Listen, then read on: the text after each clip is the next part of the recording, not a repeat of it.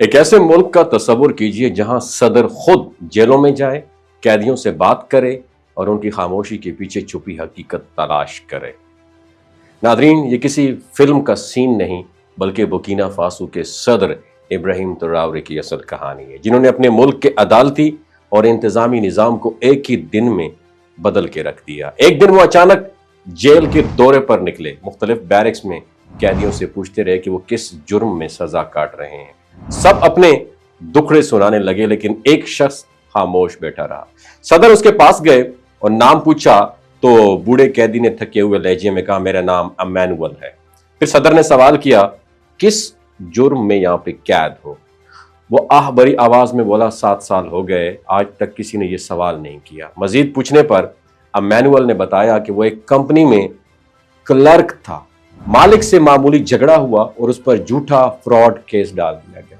अदालत भी खरीदी जा चुकी थी, पुलिस रिश्वत ले चुकी थी और जज ने भी इंसाफ न दिया। बीवी और बच्चे भी साथ छोड़ गए और वो बेगुनाह 7 साल से जेल में पड़ा है। ये सुनकर सदर कहानी जो है ना, जब सुनी उसने तो गहरी सोच में पड़ गया। इब्राहिम ट्राओरे ने फौरन हुक्म दिया कि तमाम केसेस का रिकॉर्ड निकाला जाए। तहकीकात में सामने आया कि सैकड़ों कैदी झूठे इल्जामात पर जेलों में बंद हैं। कई कंपनियां पुराने मुलाजमीन को निकालने के लिए इन्हीं हथकंडों का सहारा लेती थी। झूठे मुकदमात, रिश्वत, झूठे गवाह और बिके हुए अफसर। सदर ने सख्त एक्शन लिया। सबसे पहले कंपनी को बंद कराया, फिर उन पुलिस एहलकारों, जजों और अफसरान की फहरिस्त निकाली जो रिश्वत और नाइंसाफी में मुलविस थे। नतीजा ये निकला, दर्जनों करप्ट पुलिस ऑफिसर, कई जजेस और अदालती एहलकार न सिर्फ नौकरी से बरतरफ किए गए बल्कि उन्हें खुद जेल भेज दिया गया। यूं तारीख में पहली बार ताकतवर लोग भी कैदी बन गए। अमैनुअल और दीगर बेगुनाह कैदी रिहा कर दिए गए, लेकिन सदर ने अमैनुअल को सिर्फ रिहाई नहीं दी बल्कि इज्जत भी बख्शी। उसे सदर हाउस बुलाया गया, बेहतरीन वेलकम किया गया और फिर कौमी सतह की एक अदालती इस्लाहाती कॉन्फ्रेंस में मदऊ किया गया। वहां वुज़रा, जजेस और ब्यूरोक्रेट्स के दरमियान अमैनुअल को बैठाया गया कि वो अपनी आंखों से देखा गया तजुर्बा सबके सामने रख सके। अमैनुअल ने बेखौफ होकर बताया कि पुलिस स्टेशन में रिश्वत कैसे ली जाती है, अदालतों में किस तरह फैसले खरीदे जाते हैं और जेलों में कैदियों के साथ क्या सलूक होता है। उसकी बातें सुनकर सदर ने ऐलान किया कि मुल्क में ऐसा निजाम कायम किया जाएगा जहां ना रिश्वत चलेगी, न झूठे मुकदमात, और जहां इंसाफ सिर्फ ताकतवर के लिए नहीं बल्कि हर शहरी के लिए होगा। ये वाकया इस बात की जिंदा मिसाल है कि जब लीडर खुद आवाम के दुख सुनता है और करप्ट अनासर के खिलाफ अमली इकदाम उठाता है तो पूरा निजाम बदल सकता है। एक कैदी की खामोशी ने सदर को झंझोड़ा और उस झंझोड़ने से पूरे मुल्क में अदालती इस्लाहात की बुनियाद रख दी गई।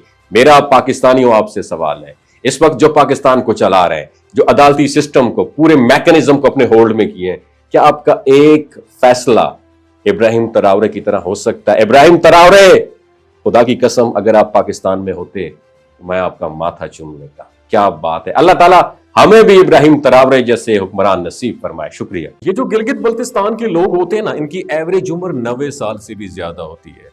You know why?